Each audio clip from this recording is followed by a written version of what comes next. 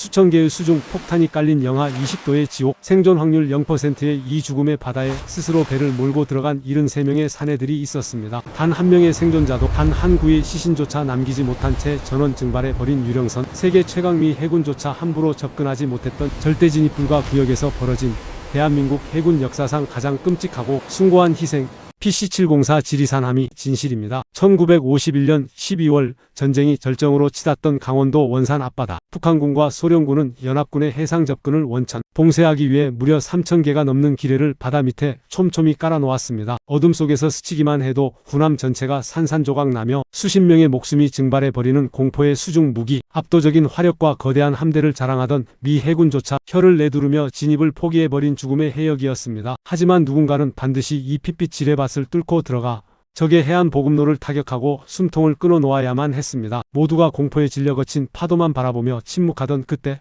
대한민국 해군 지리산함의 제2대 함장 이태영 소령과 73명의 승조원들이 닷을 올렸습니다. 이 지리산함은 전투함 한 척 없던 조국의 현실에 피눈물을 흘리며 해군 장병들의 아내들이 삿바느질로 모은 돈과 장병들의 피같은 월급을 전부 털어 미국에서 사온 대한민국 국민의 땀과 눈물이 맺힌 형제함 중 하나였습니다. 1951년 12월 26일 밤 사르르는 맹추위와 앞이 전혀 보이지 않는 거센 눈보라가 칠흑 같은 어둠을 덮쳤습니다. 이태영 함장과 73명의 용사들은 오직 유광과 짐승 같은 감각에만 의존해 수천 개의 폭탄이 도사리는 사지 한가운데로 배를 밀어 넣었습니다. 우리가 죽어야 조국의 바다가 산다. 그들은 테러를 완전히 차단당할 위험을 기꺼이 껴안고 적진 깊숙이 파고들었습니다. 그리고 적의 심장부를 향해 맹렬한 함포 사격을 퍼부으며 해안 보급로를 무자비하게 찢어버렸습니다. 절대 들어올 수 없는 어둠 속에서 포탄을 쏟아내는 이 미친 유령선의 등장에 북한군은 경악하며 혼비백산했습니다. 그러나 기적은 거기까지였습니다. 새벽 5시경 귀를 찢는 거대한 굉음과 함께 수십 미터의 핏빛 물기둥이 원산 앞바다를 단숨에 집어삼켰습니다. 칠흑 같은 어둠 속에서 지리산함이 적의 기뢰와 정면으로 충돌하고 만 것입니다. 날이 밝고 미군과 아군의 구조선이 미친 듯이 현장으로 달려갔을 때